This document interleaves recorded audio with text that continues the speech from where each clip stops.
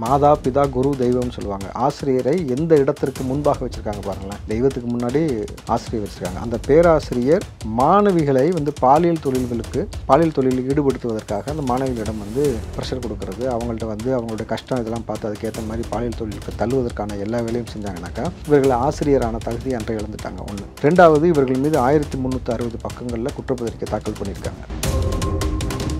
திருச்சி பக்கத்தில் ஓடும் பேருந்திலிருந்து நடத்துனர் இருக்கையோடு கீழே விழுந்திருக்காரு. இதுக்கு ஒரு விளக்கத்தையும் துறை சார்ந்த அமைச்சர் சிவசங்கரன் ஒரு விளக்கத்தை கொடுத்துருக்காரு. இது நாங்கள் காரணம் அல்ல, முன்னாள் ஆட்சியாளர்கள் அதிமுக தான் காரணம் சொல்லியிருக்காரு.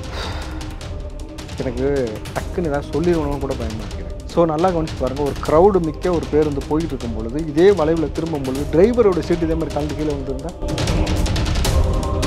எஃப்சி கொடுக்குறீங்கல்ல பேருந்துக்கு, எங்கள் சாதாரண ஒரு ஆட்டோ ஒரு காரு இவெல்லாம் எஃப்சிக்கு வந்தாக்கா அவனுக்கு எவ்வளோ டார்ச்சர் பண்ணி எவ்வளோ விஷயம் கரெக்டாக இருக்கான்னு பார்க்குறீங்க, எந்த மாதிரி முன்னெடுப்பு செய்கிறீங்க. அரசாங்கம் பேருந்து உங்களுக்கு ஏறும்போதே தெரியுது அது எவ்வளோ மோசமான நிலையில் இருக்குது. படிக்கட்டாக இருக்கட்டும், உள்ளே இருக்கக்கூடிய அந்த பலகையாக இருக்கட்டும், சீட்டாக இருக்கட்டும், டிரைவர் நீங்கள் பழைய பேருந்தில் போய் பாருங்கள், இல்லை டிரைவர்கிட்ட போய் நேர்காணல் பண்ணுங்கள். அந்த கீர் போடுறதுக்கு அந்த டிரைவர்கள் படக்கூடிய சிரமம் இருக்குல்ல.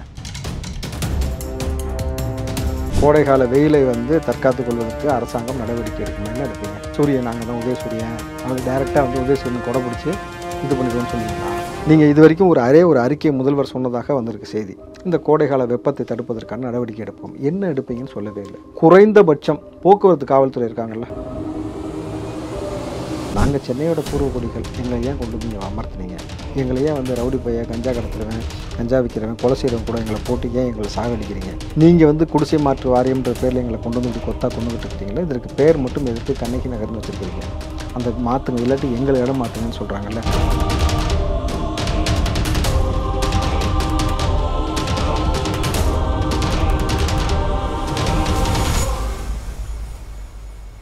ரியல் ஒன் வாய்ஸ் நேயர்களுக்கு வணக்கம். இன்றைய நேர்காணலுக்காக நம்முடன் இணைகிறார் காங்கிரஸை சேர்ந்த ராவுத்தர் இப்ராஹிம் அவர்கள். வணக்கம் சார். வணக்கம்.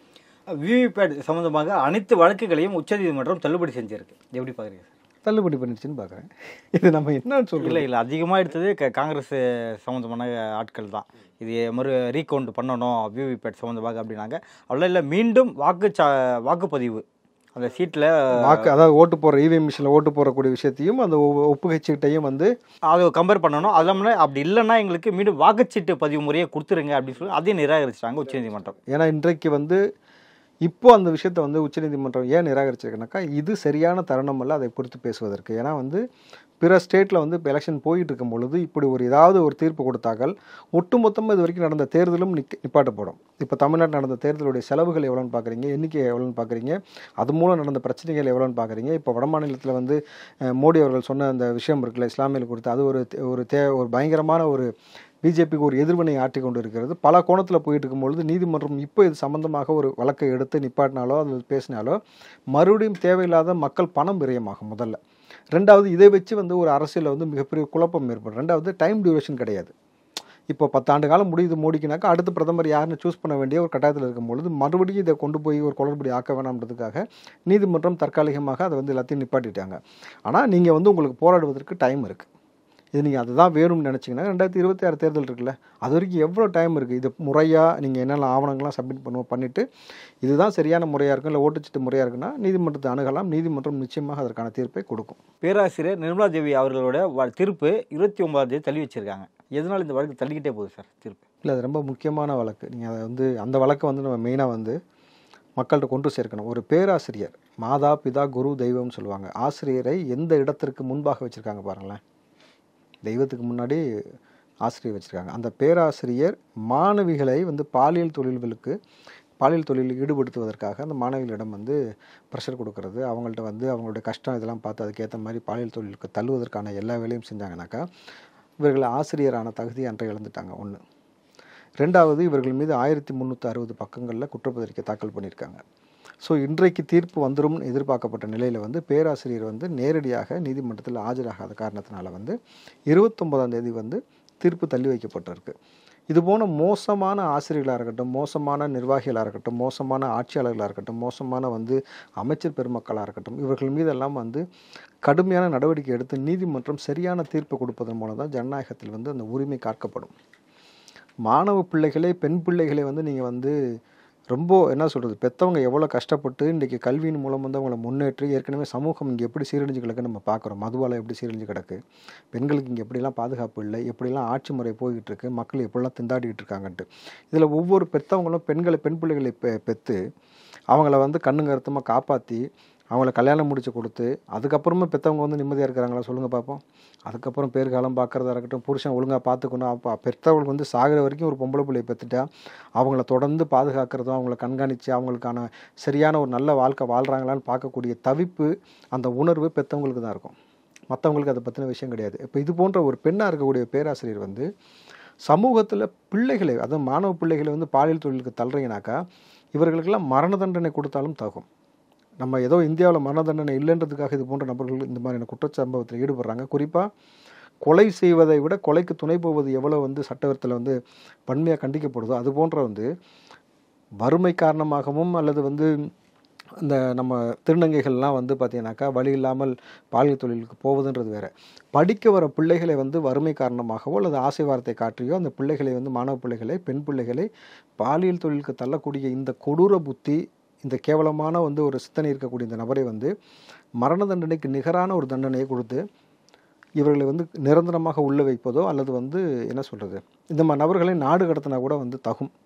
அது போன்ற நீதிமன்றங்கள்லாம் என்றைக்கு ஒரு தீர்ப்பை வழங்குறதோ அப்போ தான் இதற்கான பெண்களுக்கான உரிமையோ பெண்களுக்கான வந்து நிம்மதியான வாழ்க்கையோ உறுதி செய்யப்படும். நீதிமன்றம் வந்து இது கடுமையான தீர்ப்பாக கொடுக்கணுன்றது தான் நம்ம எல்லாம் எதிர்பார்க்குறோம். பொறுத்திருந்து பார்க்கலாம். ஹரி, திருச்சி பக்கத்தில் ஓடும் பேருந்திலிருந்து நடத்துனர் இருக்கையோடு கீழே விழுந்திருக்காரு. இதுக்கு ஒரு விளக்கத்தையும் துறை சார்ந்த அமைச்சர் சிவசங்கரன் ஒரு விளக்கத்தை கொடுத்துருக்காரு. இது நாங்கள் காரணம் அல்ல, முன்னாள் ஆட்சியாளர்கள் அதிமுக தான் காரணம் சொல்லியிருக்காரு. இந்த விளக்கத்தை எப்படி பார்க்குறீங்க? எனக்கு டக்குன்னு ஏதாவது சொல்லிடணும்னு கூட பயமாக இருக்குது. எனக்கு அந்த பயம் தான் இருக்குது. ஏன்னா எவ்வளோ முட்டாள்தனமான ஒரு ஸ்டேட்மெண்ட் பாருங்கள்.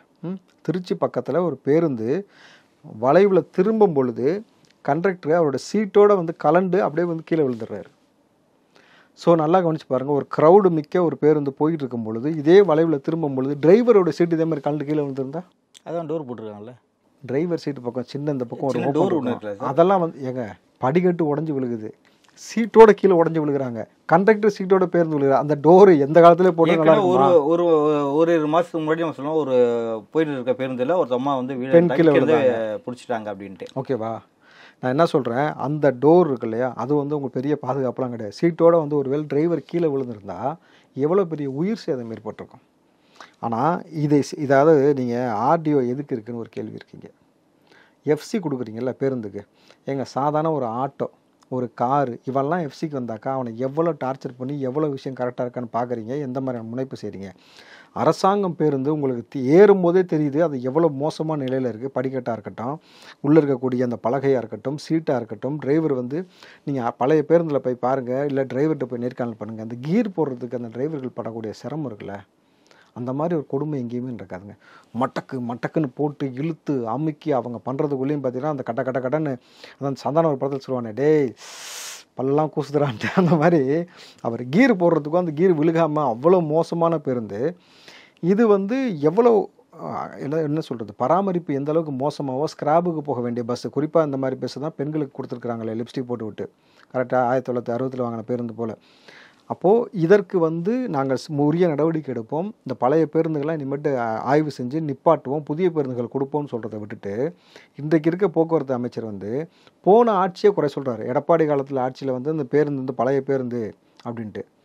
நீங்களாம் சோறு தான் சாப்பிட்றீங்களா, இல்லை சோத்தை விட்டுட்டு பீஸா சாப்பிட்றீங்களான்னு சொல்லி மக்கள் கேட்குறாங்கல்ல, ட்விட்டரில் போட்டுக்கிட்டு இருக்கிறாங்க.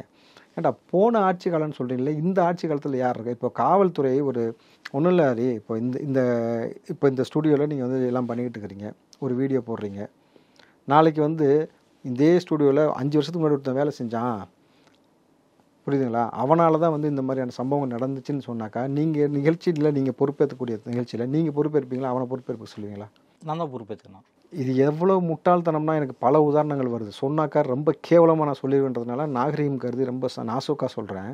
இப்போ உன்னுடைய பொறுப்பில் இருக்குது, அதிகாரம் உன் கையில் இருக்குது, நீ தான் அதற்கான நீ தான் அந்த நிர்வாகத்தை நடத்துகிறன்னும் பொழுது பஸ்ஸுக்கு காரணம் வந்து இந்த மாதிரி சரியில்லாததுக்கு போன ஆட்சின்னு எப்படி வெக்கம் இல்லாமல் சொல்கிறாருன்னு எனக்கு புரியவே இல்லை.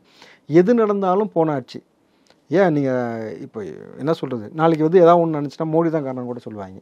திமுகவுக்கு சொல்கிறதுனா ஒன்று, இந்த பக்கம் வந்து பார்த்தீங்கன்னாக்கா அதிமுக குறை சொல்லணும், இல்லை பிஜேபியை குறை சொல்லணும். பஸ்ஸு வந்து டயர் மறுசுழற்சி ஊழலில் எப்படி யார் ஊழல் பண்ணா? ஏன் அது குறித்து அந்த அமைச்சர் பேசலை? பஸ்ஸு டயர் மறுசுழற்சி செய்கிறாங்கல்ல, அதில் மிகப்பெரிய ஊழல் செஞ்சுருக்கிறாப்புல. போக்குவரத்து ஊழியர்கள் வந்து எவ்வளோ வந்து இந்த இவ்வளோ வருஷமாக உழைச்சிட்டு அவங்களுடைய நிலுவைத் தொகை கேட்குறாங்க, கொடுக்கல. அதுக்கெல்லாம் வக்கில்ல. எல்லாத்துக்கும் போன ஆட்சின்னு நீ பிடுங்கிறதுக்கு உட்காந்துருக்குன்னு சொல்லி மக்கள் கேட்குறாங்கல்ல. உனக்கு நிர்வாகத்திறன் பண்ண தெரியலன்னா வெளியில் போயிருன்னு சொல்கிறாங்க, இருந்து சாவடிக்காதீங்கன்ட்டு. இப்படி தான் மக்கள் மீது எந்த அக்கறையுமே இல்லை. அவன் செத்தாலும் கவலை இல்லை, அவனை பற்றின வாழ்வாதாரத்தை பற்றி கவலை இல்லை, அவங்ககிட்ட இருக்கிற பணத்தை உருவணும். அவன் கடைசியாக வச்சுருக்க ₹1 வரைக்கும் உருவிட்டு முடிஞ்ச நெத்தியில் விட்டுருவாங்கள்ல செத்ததுக்கப்புறம் அந்த ₹1 காசு, அதை மட்டும்தான் மிச்சம் விட்டு வச்சுருக்கான்னு சொல்லி ஒரு கடுமையான வந்து பதிவெல்லாம் வந்து ட்விட்டர்லேயும் ஃபேஸ்புக்லேயும் நம்ம பார்க்குறோம். அப்போ அந்த அரசாங்கம் நெத்தி போட்டில் வச்சுருக்க காசை மட்டும் தான் மிச்சம் விட்டு வச்சுருக்கு. மற்ற எல்லா வகையிலையும், ஏன்னா எதை நம்ம மேற்கோள் காட்டோம்னா மின்சாரத்துறையிலேருந்து அவங்க காசு வாங்குறாங்க படிக்கல, நம்மகிட்ட 5 மடங்கு மின்சார விலையை அதிகப்படுத்துனதாக இருக்கட்டும், தண்ணிக்கு நம்ம வீட்டில் வச்சுக்கிற தண்ணிக்கு மோட்ரு போடுறத கமர்ஷியல்னு மாற்றி காசு வாங்கினாங்க பார்த்தீங்களா? நான் புலங்கிறது எப்படா கமர்ஷியல் ஆகும்னு கேட்குறாங்கல்ல. கமர்ஷியல்ன்றது என்ன? அதை வச்சு வாடகை விட்டு இல்லை அது வந்து சொல்கிறாங்கல்ல, கடைகளோ பில்டிங்கோ பெரிய பெரிய மாலுங்க தான் கமர்ஷியல் தவிர, வீட்டுக்கு நம்ம போடுற தண்ணி, யூஸ் பண்ணுற தண்ணி, குளிக்கிறதுக்கு குடிக்கிறது போகிறது எப்படி கமர்ஷியல்? இதெல்லாம் பணம் பறிக்கிறீங்களா? இப்படியாப்பட்ட நபர்களை வைத்துக்கொண்டு இந்த ஆட்சி நடத்துனாக்கா இந்த ஆட்சி தேவையா? இது ரொம்ப ரொம்ப மோசமாக போய்கிட்டுருக்கு. நாளுக்கு நாள் வந்து இன்றைக்கு முதல்வர் வந்து இதெல்லாம் இப்படி ஒரு பக்கம் போய்கிட்டுருக்கு. இந்த வெயிலுக்கு பற்றி ஒரு விஷயம் பேசினார் பார்த்தீங்களா?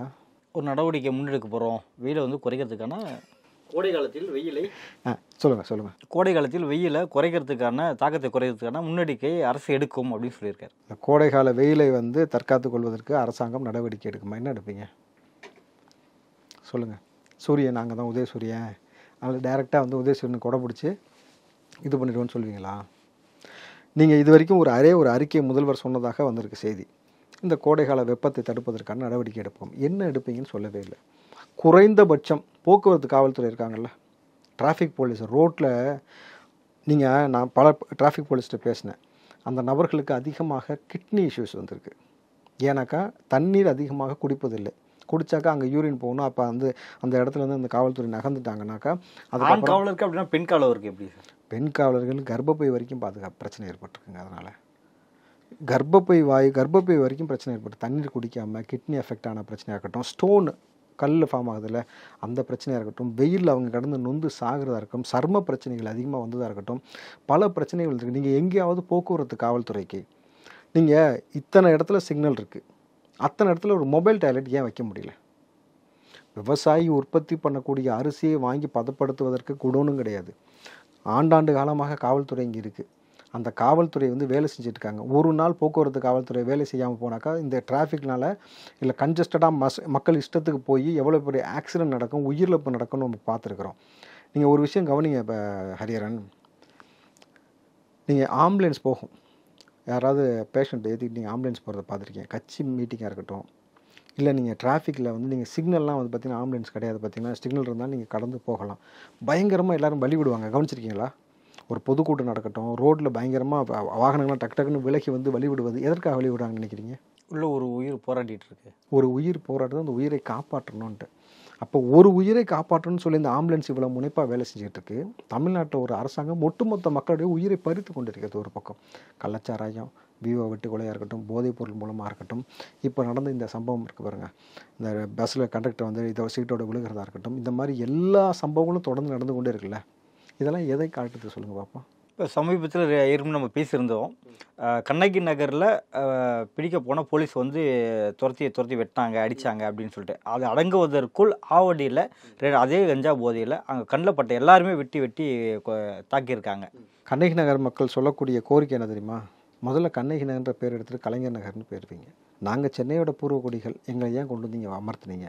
எங்களையே வந்து ரவுடி பைய, கஞ்சா கடத்துறவன், கஞ்சா விற்கிறவன், கொலை செய்கிறவன் கூட எங்களை போட்டு ஏன் எங்களை சாகடிக்கிறீங்க? நீங்கள் வந்து குடிசை மாற்று வாரியம்ன்ற பேரில் எங்களை கொண்டு வந்து இப்படி கொண்டுகிட்டு இருக்கிறீங்களா? இதற்கு பேர் மட்டும் எதற்கு கண்ணகி நகர்னு வச்சுருக்கிறீங்க? அந்த மாற்றுங்க, இல்லாட்டி எங்களை இடம் மாற்றுங்கன்னு சொல்கிறாங்கல்ல. போதை கலாச்சாரம் உச்ச வரந்தால் போய்கிட்டு இருக்குது. நீங்கள் அதான் சொல்கிறேன்ல ஹரி, போக்குவரத்து காவல்துறைக்கு இந்த வெயில் வெப்பத்தை கட்டுப்படுத்துவதற்கு என்ன செஞ்சுருக்கீங்க? ஒரு 3 முறை அவர்களுக்கு மோர் கொடுக்கறதுக்கு தான் ஏற்பாடு பண்ணியிருக்கீங்களா? மொபைல் டாய்லெட் இருக்கா? அதை நீங்கள் தலையில் வந்து இப்படி பேண்டு மாதிரி போட்ட குடம் இருக்கும், அந்த மாதிரியான விஷயங்களும் வெயில் காலத்தில் கொடுத்துருக்கீங்களா? அதாவது என்றைக்காவது ஒரு நாள் வந்து வெயில் அவர்கள் பார்த்துருக்காங்களா? இந்த எலெக்ஷன் டயத்தில் நீங்கள் நல்லா கவனிச்சு பாருங்கள். அவங்க பேசின விஷயம் உங்களுக்கு புரியுதா? கருத்துட்டோம் நாங்கள். தமிழிசை தங்கப்பாண்டியனாக இருக்கட்டும், தயாநிதி மாறனாக இருக்கட்டும், இவங்கெல்லாம் பேசின விஷயம் நீங்கள் கேட்டிங்கல்ல. என்ன உங்கள் வேட்பாளர்லாம் கருத்துட்டாங்க, எங்கள் வேட்பாளர் கருக்காமல் இருக்காங்க, எப்படி சருமத்தை பாதுகாக்கிறதுன்ட்டு.